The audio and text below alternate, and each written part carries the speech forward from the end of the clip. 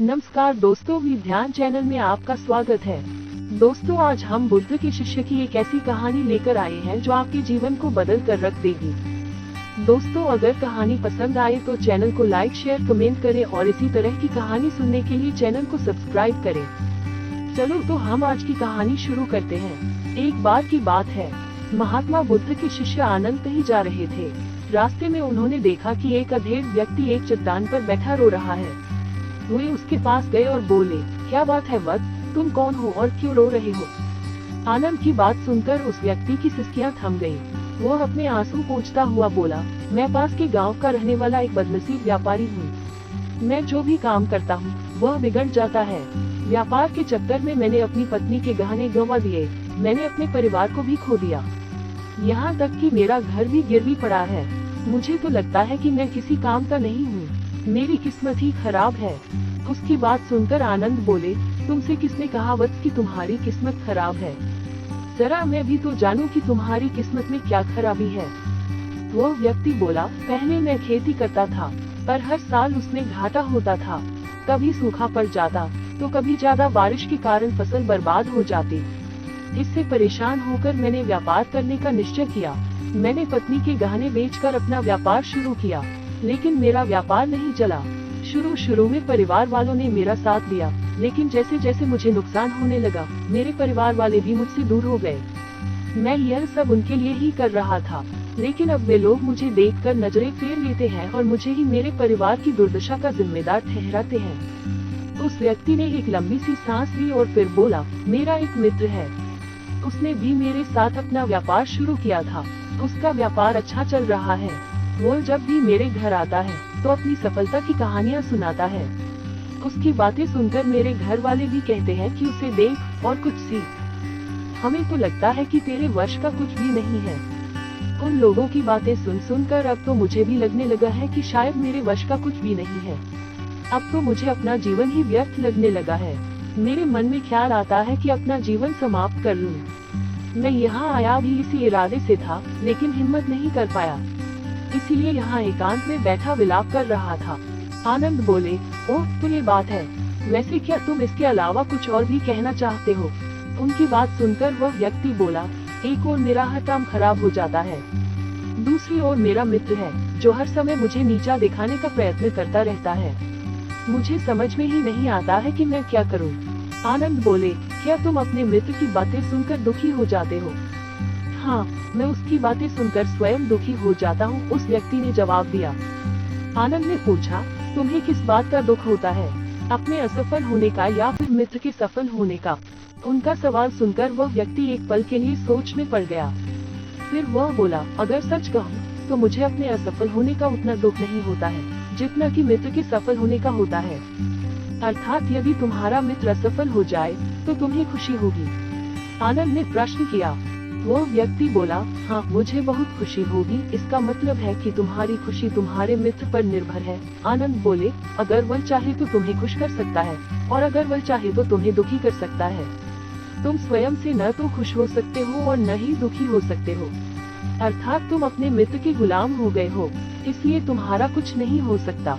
ऐसा न कहे महात्मन, उस व्यक्ति ने हाथ जोड़ दिए। आपकी बातें सुनकर मुझे कुछ आशा बन रही है। आनंद बोले, जब हम किसी से आशा बांध लेते हैं तो उस पर निर्भर हो जाते हैं। ऐसे में हमारी खुशी और दुख भी उस पर निर्भर करने लगता है। इससे बेहतर है कि तुम अपने आप से आशा बांधो। जब तुम ऐसा करोगे, साथ ही पूरे जतन से काम करोगे, तो तुम्हें सफलता अवश्य प्राप्त होगी। कहते हुए आनंद ने एक पल के लिए उस व्यक्ति की ओर देखा, फिर अपनी बात आगे बढ़ाई। तुम्हें लगता है कि तुम्हारा मित्र तुम्हें दुखी करने आता है, पर अगर विचार करो तो वह बातें तो सच्ची ही कहता है। वह अपने संघर्ष और अनुभव की बातें बताता है। तुम उन बातों से बहुत कुछ सीख सकते हो। तुम्हें इसके लिए उसका धन्यवाद करना चाहिए कि तुम्हें घर बैठे कुछ अनुभव मिल रहे हैं। तुम उन अनुभवों का लाभ उठाओ, नई शुरुआत करो, कर्म करते जाओ, हार मत मानो, एक दिन तुम्हें सफलता अवश्य मिलेगी। आज तुम जिसे अपना बुरा वक्त या बुरी किस्मत कह रहे हो, एक दिन यह बदल जाएगी। इसी के साथ तुम्हारे विचार भी बदल जाएंगे और देखना, जब तुम्हारा अच्छा वक्त शुरू होगा तब तुम्हारा मित्र भी तुम्हें अपनी सफलताओं की कहानियां नहीं सुनाएगा, तब वह अपनी असफलताओं की बातें बताएगा ताकि तुम उसकी बातें सुनकर भ्रमित हो जाओ, तुम्हारा आत्मविश्वास हिल जाए और तुम गलत निर्णय ले सको। लेकिन उस समय भी तुम्हें अपनी बुद्धि का प्रयोग करना होगा। तुम्हारा मित्र जैसे आज तुम्हें दुखी करने आता है, उसी तरह उस समय भी वह तुम्हें दुखी करने आएगा, क्योंकि जिस तरह उसे दुखी देखकर तुम्हें मजा आता है, उसी तरह उसे भी तुम्हें दुखी देखने में उतना ही मजा आता है। वह व्यक्ति बोला, आपने सही कहा, लेकिन मेरा सबसे बड़ा दुख यह है कि मेरे परिवार के लोग भी इसमें शामिल हैं। वास्तव में मैं तो अपने परिवार के लिए अच्छा करना चाहता था, लेकिन वे लोग भी मेरी बात नहीं समझते हैं। वे भी मुझे गलत कहते हैं और अब तो वे मेरे साथ भी नहीं हैं। आनंद बोले, मैं सब समझ गया, तुम सांत्वना चाहते हो। वास्तव में इस दुनिया में सभी लोग सांत्वना ही चाहते हैं। हम चाहते हैं कि हम जब भी कुछ करें तो लोग हमारी प्रशंसा करें, लेकिन आमतौर से ऐसा नहीं होता है, इसलिए हम दुखी हो जाते हैं। हमें लगता है कि हमारे मित्र, परिवार वाले सब मतलबी हैं। लेकिन तुम अगर किसी को अपना परिवार मानते हो और उसके लिए कुछ करना भी चाहते हो, तो तुम्हें ऐसा क्यों लगता है कि तुम दूसरों के लिए कुछ कर रहे हो? वास्तव में तुम अपनी खुशी के लिए कर रहे हो, इसलिए परिवार के लिए कुछ करना वास्तव में अपने लिए ही करना होता है। लेकिन अगर ऐसा करते समय तुम्हें लगता है कि तुम दूसरों के लिए कर रहे हो, तो तुम दुखी रहोगे, और अगर तुम्हें लगता है कि तुम अपने लिए कर रहे हो, तो तुम खुश रहोगे, क्योंकि जब तुम अपने लिए कुछ अच्छा करते हो या करना चाहते हो, तब तुम्हें सांत्वना की जरूरत नहीं पड़ती है। आनंद की बातें सुनकर उस व्यक्ति के चेहरे के भाव बदल गए। वह बोला, आप सही कह रहे हैं, मैं समझ गया हूँ। अब तक मेरी किस्मत खराब इसलिए थी क्योंकि वह दूसरों के हाथ में थी। अब मैं अपनी किस्मत को अपने हाथ में रखूंगा। मैं फिर से प्रयत्न करूंगा, पूरे मन से काम करूंगा, और जब तक सफलता नहीं मिल जाती, चैन से नहीं बैठूंगा। उस व्यक्ति की बात सुनकर आनंद मुस्कुराए और उसे एक छोटी सी डिबिया देते हुए बोले, इस डिबिया को हमेशा अपने पास रखना। इसमें एक ऐसा राज है जो तुम्हें बड़े से बड़े दुख से भी बाहर निकाल लेगा। लेकिन इसे तभी खोलना जब तुम्हारे जीवन में कोई रास्ता न सुझाई दे और तुम्हें लगे कि सब व्यर्थ है। यह दुनिया व्यर्थ है और यहाँ रहना भी व्यर्थ है। उस व्यक्ति ने आनंद को धन्यवाद दिया और डिबिया को लेकर चला गया। उसने नए उत्साह के साथ फिर से अपना व्यापार आरंभ किया। उसका व्यापार चल निकला। अपनी मेहनत और लगन के बल पर वह एक बड़ा व्यापारी बन गया। परिवार वाले भी उसके साथ आ गए और उसका जीवन हंसी खुशी बीतने लगा। अब वह भूतकाल का रोना छोड़ चुका था। वह भविष्य काल की भी चिंता नहीं करता था, बस अपने वर्तमान को संवारने में लगा रहता था, और जो कुछ भी वह करता था वह अपने लिए करता था, अपनों के लिए करता था। इसलिए वह प्रसन्न था। उसके जीवन में अब कोई दुख नहीं था। लेकिन वक्त हमेशा एक जैसा नहीं रहता है, वह बदलता रहता है। उसके जीवन में भी बदलाव आया। एक दिन उसके राज्य पर पड़ोसी राजा ने चढ़ाई कर दी। उसने इस राज्य पर अपना कब्जा कर लिया। उसके सैनिकों ने चारों ओर लूटमार मचा दी।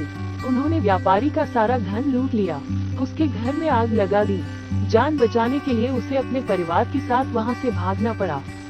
वह व्यक्ति अपने परिवार के साथ कई दिनों तक इधर उधर भटकता रहा। वह दाने दाने को मोहताज हो गया।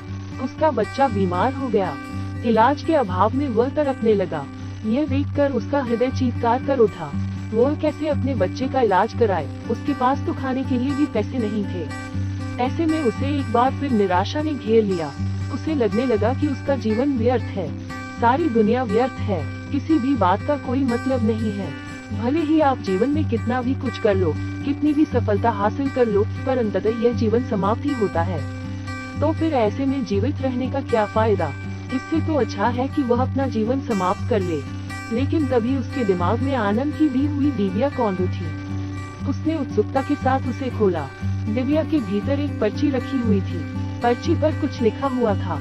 उसे पढ़कर उसकी आंखों के आगे छाया निराशा का अंधेरा छट गया और वह मुस्कुरा पड़ा। पर्ची पर लिखा हुआ था, यह समय भी बीत जाएगा। उसने डिबिया को अपनी मुट्ठी में भींच लिया और एक नई शुरुआत के लिए उठ खड़ा हुआ।